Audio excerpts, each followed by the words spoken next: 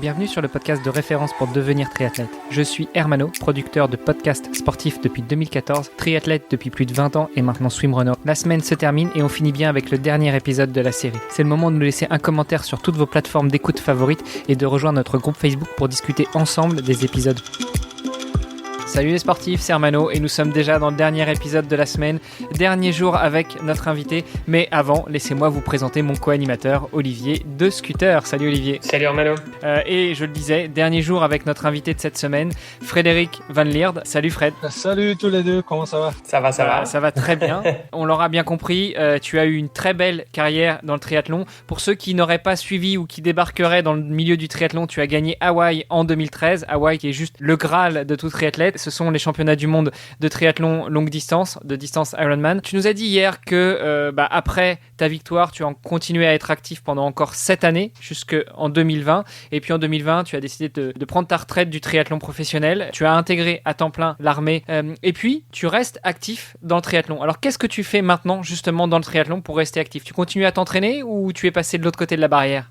Non, j'adore trop le triathlon. Donc, je dois avouer que je m'entraîne encore chaque jour, surtout en vélo et en course à pied, aussi pour garder un peu ma forme pour ma formation dans l'armée, mais c'est surtout parce que j'adore le triathlon. Donc, c'est pas parce que j'ai terminé ma carrière comme professionnel que je déteste maintenant le sport. Non, c'est vraiment quelque chose que j'adore. Tu vas encore faire des courses en tant que non professionnel ou bien c'est fini, tu le fais vraiment juste pour le plaisir ? Ouais, c'est juste pour le plaisir et j'ai pas trop envie de revenir et faire des triathlons pour l'instant. C'est ce que je dis maintenant. Je veux vraiment peut-être une fois essayer un marathon sec. C'est quelque chose que j'ai jamais fait. C'est seulement des marathons dans un Ironman. Donc peut-être des autres objectifs ou des autres challenges. Mais bon, avec l'année ou l'année et demie de Covid qui est passé, j'ai pas encore eu trop de possibilités, donc peut-être c'est quelque chose pour 2022. Je note Olivier que t'as pas demandé à Fred s'il voulait refaire des triathlons en amateur, parce que forcément pour Fred on parle plus d'amateur, on parle de non professionnel. Attention. Fred, moi j'ai un challenge pour toi si tu veux. Je suis engagé en septembre sur le swimrun des Gorges de la Loire sur la version ultra, mais mon binôme me fait défaut, il est blessé. Donc si ça t'intéresse, si tu veux descendre jusque dans la Loire, ce sera avec plaisir que j'essaierai avec toi. Il faut que je m'entraîne alors, pour l'instant. Oh, non, t'inquiète, pour me suivre, t'as pas besoin de t'entraîner. Bon, on parlera de ça en off. Non, mais plus sérieusement, tu nous as dit que dans le triathlon, tu continuais à être actif. Donc hier, tu nous as dit que tu coachais quelques athlètes, mais aussi que tu étais passé de l'autre côté de la barrière des courses. Tout à fait. Donc, l'année passée, en fait, à Minen, où j'habite, ils ont organisé un triathlon half pour moi pour fêter, en fait, la fin de ma carrière. C'était mon tout dernier triathlon aussi. En fait, depuis l'année passée, je suis aussi un des organisateurs. Donc, on est un groupe de quelques passionnés du triathlon, on va dire, qui ont organisé l'année passée pour la première fois vraiment en fonction de moi pour fêter la fin de ma carrière.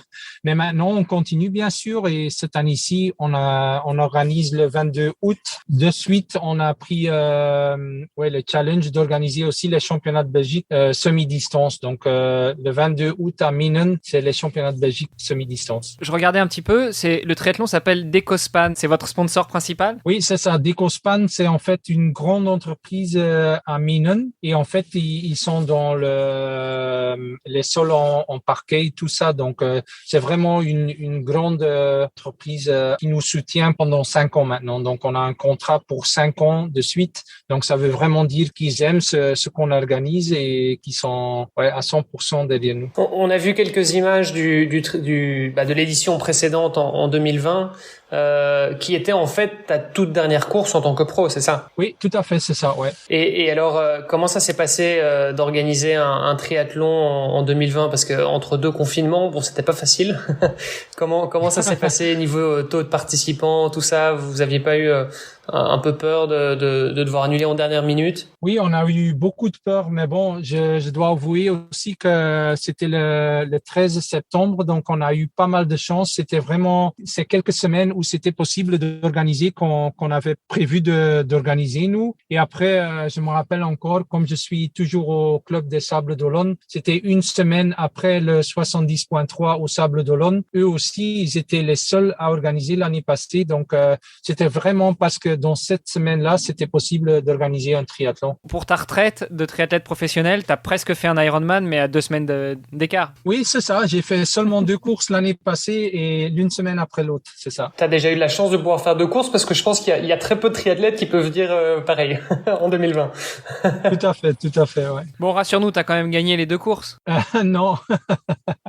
Au Sable d'Olonne, j'ai fait 9e avec le niveau qui était assez relevé, que j'étais quand même assez content. Et à Minen, bon, j'ai gagné, mais je dois être honnête aussi. Normalement, quand la course se déroule comme une vraie course, je termine 3e parce que, bon, en natation, je sors en tête, ou pas en tête, en deuxième position avec Peter Emmerich. On fait toute la course ensemble en tête. Lui, en course à pied, il reste avec moi parce qu'il dit, bon, si je reste avec toi en tête, tu peux gagner. Mais après, il y avait aussi Bart Arnouts qui était là. Donc, lui, il était 3e. Il me rejoint, donc, après 17 kilomètres. Et eux, tous les deux, Peter Emmerich et Bart Arnouts, ils ont décidé, bon, on va laisser gagner Fred parce que c'est vraiment la dernière course de sa carrière. Donc, et j'ai vraiment apprécié ce geste-là parce que moi, j'ai franchi la ligne d'arrivée en premier et on voit sur les photos Bart Arnouts et Peter Emmerich juste derrière moi en forme d'hommage à moi qui ont fait tout ça. Donc, c'était vraiment la fin idéale, on va dire, pour moi. Très beau geste. Wow. Ouais, c'est magnifique. Ouais, tout à fait. C'est magnifique. Et du coup, qu'est-ce que ça veut dire pour toi d'être organisateur de cette course cette année? Qu'est-ce que ça représente comme engagement personnel et puis comme temps? Qu'est-ce que tu fais dans l'organisation? Je dois avouer que après toutes ces années comme triathlète pro, tu te rends pas compte de tout ce qui se passe derrière parce que c'est vraiment impressionnant toutes les choses que tu dois prendre en compte, toute l'organisation. Pour nous, ça nous prend une année de réunions, de contacts. C'est vraiment beaucoup de boulot. Et moi, en fait, je m'occupe quand même un peu des partenariats parce que je connais pas mal de gens dans le monde du triathlon. Au niveau local aussi, avec le bourgmestre, par exemple, avec la police, avec tout ça. Donc, il y a plein de choses à faire et plein de choses à organiser. Et c'est ça qui est vraiment, pour moi, un plaisir de faire maintenant parce que j'avoue que c'est vraiment quelque chose que j'aime et c'est aussi un travail de long souffle. Et alors, est-ce que tu peux nous parler un petit peu plus de la course en tant que telle? Donc, bon, on sait que c'est un semi. Oui. Le parcours a l'air plutôt roulant. Tu peux nous en dire un petit peu plus comment ça fonctionne, où est-ce qu'on nage et tout ça? Oui, on nage dans la Lys, c'est la rivière qui en fait est à Menam et qui est aussi la frontière avec la France. Donc on fait un aller-retour, 950 mètres d'aller, 950 mètres de retour. On passe la frontière ou pas? Non, on passe pas la frontière, on reste en Belgique. En fait, après on a 3 boucles de 30 kilomètres qui sont en fait sur le parcours de Gont-Wevelgem. Je sais pas si tout le monde connaît le parcours de Gont-Wevelgem, mais à la fin, tu as les grandes routes qui sont quand même un peu vallonnées. Et c'est sur cette route-là qu'on organise aussi notre triathlon. Donc, c'est 3 fois 30 kilomètres, mais c'est un parcours très roulant parce que Peter Emmerich et moi, l'année passée, on avait une moyenne de 44. C'est pas un parcours long, on va dire. C'est vraiment très vite. Et après, le semi-marathon, c'est 2 boucles de 10,5, bien sûr. À chaque boucle, on passe dans l'usine de Decospan. Donc, c'est vraiment quelque chose qui est aussi magique. Tu cours pendant 1 kilomètre dans la grande usine de Decospan, qui est quand même quelque chose d'attraction qu'on a dans notre triathlon. Wow. Donc un triathlon pour faire des temps records en tout cas. Oui, tout à pour fait. Pour ceux que ça intéresse. Ouais, c'est 3h40 pour nous, donc même pour les pros, c'est déjà assez vite. Hein. Et alors justement, s'il y en a qui veulent venir se tenter sur cette épreuve, où est-ce qu'on retrouve des informations? Jusqu'à quand les inscriptions sont-elles ouvertes? Et puis peut-être qu'on aura une petite surprise pour nos auditeurs les plus fidèles. Oui, donc il y a toutes les infos sur decospantriathlonminen.be, donc www.decospantriathlon.be. Attention, triathlon en flamand, c'est sans H. Et là, tout le monde trouve toutes les infos. On est aussi sur les réseaux sociaux, sur Facebook, sur Instagram, sur Twitter. Avec notre compte, bon, je crois que tout le monde a l'opportunité de s'inscrire jusqu'au 1er août. Ça, c'est important.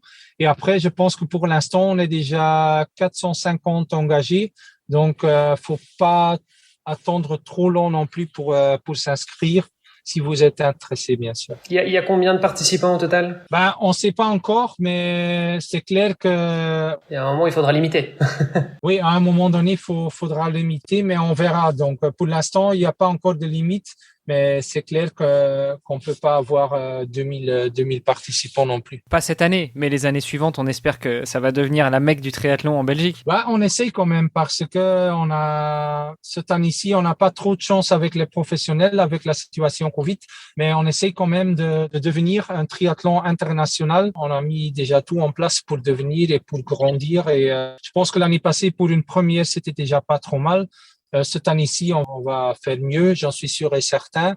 Et peut-être dans le futur, qu'on va vraiment devenir un grand triathlon. C'est tout ce qu'on te souhaite. Ouais, c'est le pire qu'on vous souhaite. Je sais pas si tu peux en parler, mais justement, pour devenir un grand triathlon en termes de budget, est-ce que tu peux nous donner une fourchette? Qu'est-ce que ça représente? Parce que c'est des choses que les athlètes réalisent pas forcément. Tu l'as dit, qu'on soit amateur ou qu'on soit pro, on se rend pas compte de tout ce qui est fait derrière par l'organisation. Mais le budget, ça représente quoi d'organiser une course? Pas facile d'organiser et d'avoir un grand budget. Donc, il faut commencer petit. Mais je sais, par exemple, quand tu veux vraiment faire un 70.3 Ironman ou Challenge, tu as vraiment besoin des milliers d'euros seulement pour être capable d'organiser. Nous, on a un bon budget. Je vais pas dire le nombre exact, oui, mais on a un très bon budget de décospons de tous les autres entreprises qui nous soutiennent, mais il faut quand même un budget qui est quand même assez relevant pour être capable d'organiser. C'est pas facile et tu as besoin de tous les sponsors pour être capable d'organiser. Juste avant qu'on te laisse partir, si jamais il y a des gens qui veulent continuer à te suivre, qui veulent te poser des questions, où est-ce qu'on te retrouve? Sur quels réseaux sociaux? Sur ton site peut-être aussi? Mon site, bien sûr, frédéricvanlierde.com ou .be, mais après, sur Instagram, sur Facebook et Twitter, comme tout le monde, je crois, non? S'il y a des questions ou des messages, je suis assez actif sur les réseaux sociaux, donc tout le monde est le bienvenu. Bon, et alors, on avait parlé d'une petite surprise aussi. Du coup, si vous voulez gagner une place pour le triathlon de Menen, rendez-vous sur le groupe Facebook Devenir triathlète. C'est assez simple, vous allez dans la barre de recherche, vous tapez Devenir triathlète et vous aurez toutes les consignes pour participer au concours et gagner une place pour le triathlon de Menen qui aura lieu le 22 août. Le 22 août. J'hésitais sur la date. Fred, merci beaucoup. Tu nous as fait voyager, tu nous as fait rêver, tu nous as emmenés avec toi à Hawaï. C'était assez incroyable. C'était génial en tout cas de t'avoir sur ce podcast. Beaucoup d'émotions. On continue à te suivre évidemment et puis on se donne rendez-vous le 22 août à Menen alors. C'est ça. Merci beaucoup à vous parce que pour moi aussi c'était vraiment chouette de faire tout ça. Merci. Super. Merci Fred. À très bientôt. À très bientôt. Ciao. Salut. Salut. Merci d'avoir écouté cet épisode et peut-être même cette série hebdomadaire jusqu'au bout. N'oubliez pas de rejoindre notre groupe Facebook pour discuter avec les invités, commenter et poser vos questions. Et Olivier et moi, nous vous répondrons dans un prochain épisode. Bon week-end et à la semaine prochaine. Salut les sportifs.